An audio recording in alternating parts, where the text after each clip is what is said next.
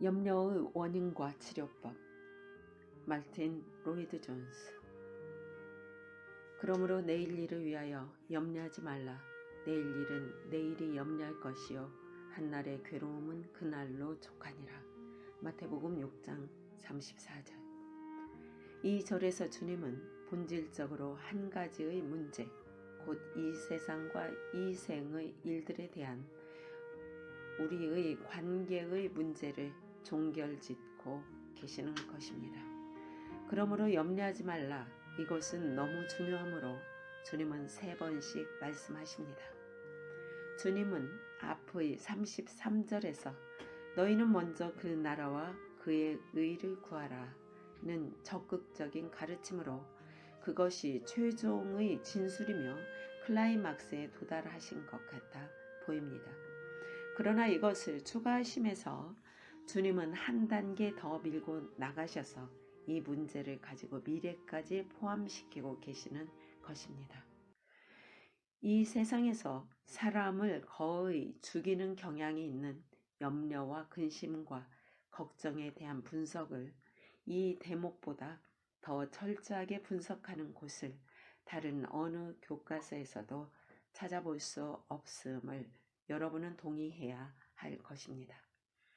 결국 염려는 하나의 뚜렷한 실체입니다. 그것은 힘이요 세력입니다.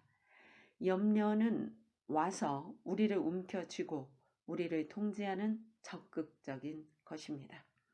이것을 깨닫지 못하면 이것에 패배당할 것이 확실합니다. 염려가 우리에게 실제로 부딪혀 오는 것들의 상태를 통해서 우리로 염려하게 하고 압도할 수 없다면 염려는 그 다음 단계를 취하여 미래로 계속해 나갈 것입니다. 여러분은 어떤 문제로 염려하는 사람을 도우려 할 때 여러분은 그 문제의 해답을 제시하며 염려가 얼마나 불필요한가를 보여줄 것입니다. 그러나 그들이 변함없이 계속해서 예, 하지만 이라고 말하는 것을 발견할 것입니다. 이것이 염려의 전형입니다. 내일 일은 내일이 염려할 것이요. 이것은 염려를 의인화하는 말씀입니다. 주님은 이것을 하나의 세력으로 거의 인격을 가지고 여러분을 움켜쥐고 다투는 세력으로 간주하십니다. 염려는 왕성한 상상력을 가지고 있으며 온갖 유의 가능성을 상상해 낼 수 있습니다.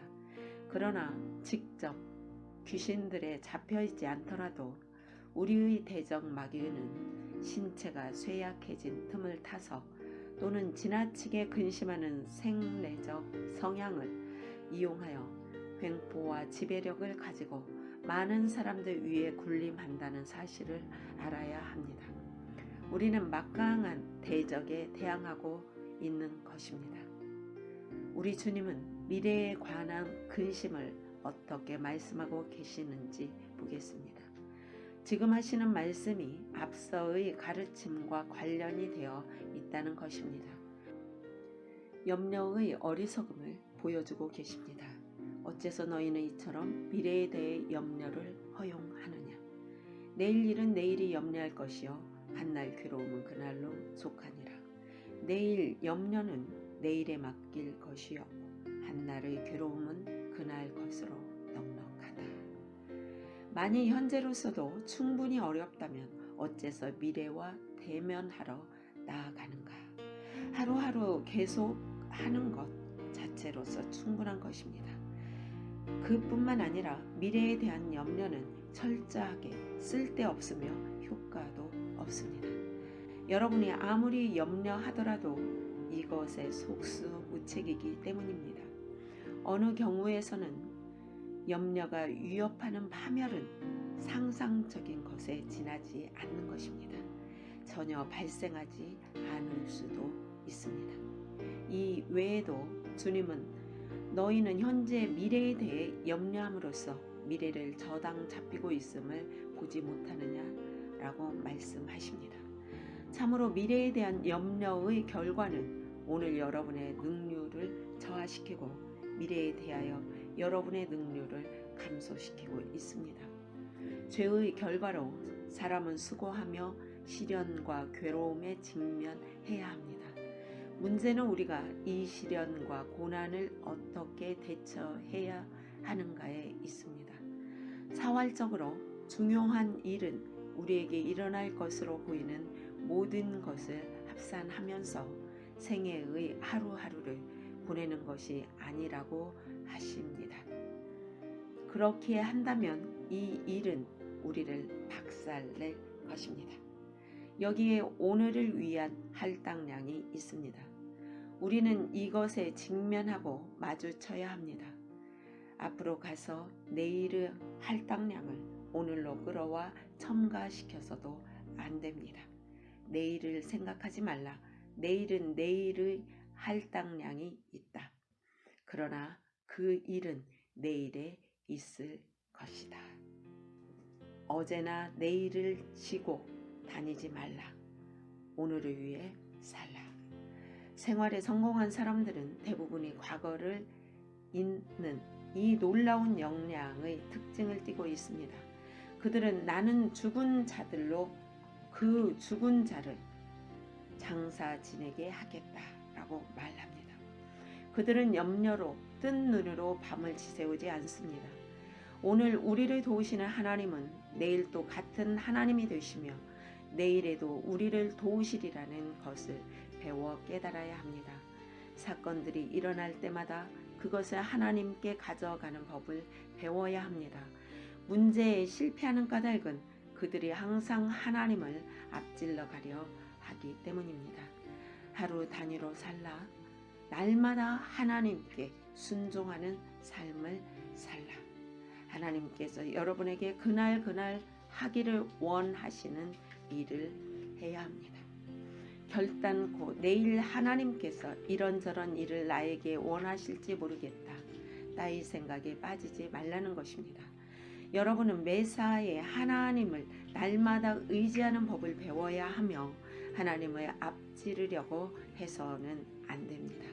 하나님은 은혜를 날마다 한 부분씩 몫을 지어 주십니다.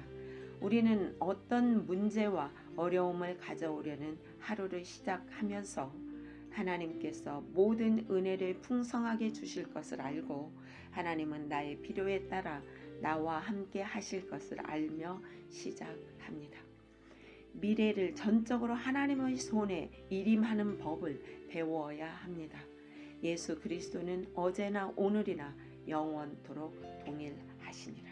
히브리서 13장 8절입니다. 오늘 여러분을 붙드시는 주님은 내일도 동일하신 주님이십니다. 그러므로 내일을 생각해서는 안 됩니다. 변함없으신 그리스도를 생각해야 합니다.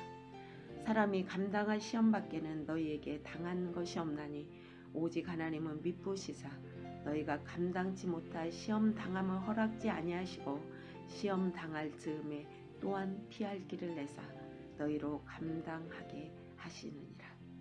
고린도전서 10장 13절. 하나님께서는 항상 피할 길을 주시지 아니할 시련은 여러분에게 오지 않게 하실 것입니다. 우리의 나날을 하루하루씩 맞이하는 지혜를 배워 어제와 내일을 잇는 동시에 우리는 날마다 하나님과 이렇게 동행하며 날마다 주님을 의지하며 그날 필요한 것을 위해 하나님께 마음을 기울이는 것이 절대적으로 중요합니다. 우리 모두가 빠지기 쉬운 치명적 유혹은 미래를 위해 은혜를 저장해 두려 애쓰는 유혹입니다. 이것은 믿음이 부족함을 의미합니다. 하나님께서 여러분보다 앞서 가심을 확신하고 미래를 전적으로 하나님께 일임하십시오. 하나님께서 여러분 앞에서 그 문제를 맞아 주실 것입니다. 하나님께로 향하십시오. 그리스도인이 돈을 저축하며 보험에 드는 것은 잘못인가? 농부는 밭을 갈고 돌아보아야 하고 추수하여 곳간에 드리게 되는 것입니다. 어떤 의미에서 이것은 모두 미래를 위한 대비입니다. 가만히 앉아 음식과 의복이 오기를 기다려서는 안 됩니다. 이것은 주님의 가르침을 우스꽝스럽게 만드는 것입니다. 그러나 우리가 이런 일들을 너무 생각하거나 너무 관심을 가져 이것들이 현재 우리 삶을 지배하거나 우리의 유용성을 제한하게 해서는 안 됩니다. 이것은 정당한 생각과 관심의 한계를 벗어나 근심과 염려의 한계로 넘어가는 지점입니다. 우리 주님은 밭을 갈고 씨를 뿌리는 사람을 정죄하는 것이 아니라 이렇게 하고 나서 이것을 염려하고 이것에 집중하고 생활과 삶의 문제와 미래에 대한 공포심에 사로잡혀 있는 사람을 정죄하고 계십니다. 내가 만일 현재 이 순간 미래에 대한 관심 때문에 불구가 된다면 나는 염려를 범한 것입니다. 그러나 내가 분별 있고 정당하게 대비하며 이 순간에 내 삶을 충분히 산다면 만사가 좋은 것입니다. 내가 늘 보험이나 은행의 잔고와 충분히 저축하고 있는가를 생각한다면 그것은 우리 주님이 걱정하며 정죄하는 것입니다. 또한 믿음 사역에 부르심을 받은 사람들도 있습니다. 고린도전서 12장에 있는 믿음의 은사를 말하고 있습니다. 이것은 이적의 은사나 구원의 믿음이 아닙니다. 이것은 별개의 은사입니다. 이것은 예를 들어 조지 물러와 허드스 테일러에게 주신 유의 믿음입니다. 하나님께서 그들을 통해 특별하게 영광을 나타내시기 위함이었습니다. 하나님께서 여러 가지 모양으로 성화된 사람들 속에 역사하시는 것입니다. 이 믿음의 은사를 나타내는 특별한 삶을 살도록 부르심을 받아 저축이나 보험에 드는 것이 잘못인 사람들이 있습니다. 이 문제에 각자 자기를 살펴야 합니다. 아무도 다른 사람을 정죄하지 말아야 합니다. 이 가르침을 요약하면 첫째, 이것은 모두 그리스도인들에게만 적용되는 것입니다. 이 약속들은 모든 사람에게 하신 보편적 약속이 아닙니다. 하나님은 불경건한 생활을 하는 사람을 축복하신다고 말씀하시지 않습니다. 둘째, 염려란 항상 우리가 믿음을 적용시키지 못하는 데 있습니다. 믿음은 자동적으로 작용하거나 자동적으로 자라나는 것이 아닙니다. 믿음을 자라게 해야 하고 적용해야 합니다. 셋째, 믿음의 대부분은 염려하는 생각을 물리치는 것에 있습니다. 믿음은 염려되는 일들에 대해 생각할 것을 거부하며 나쁜 의미로의 미래에 대한 생각을 거부하는 것을 의미합니다. 믿음은 짐을 질 것을 거부합니다. 우리 짐은 모두 주님께 던져버렸기 때문입니다. 주님, 원컨대 우리에게 지혜와 은혜를 주셔서 이 단순한 원칙을 실천할 수 있게 하옵시며 이로써 날마다 주님을 즐거워할 수 있게 하옵소서.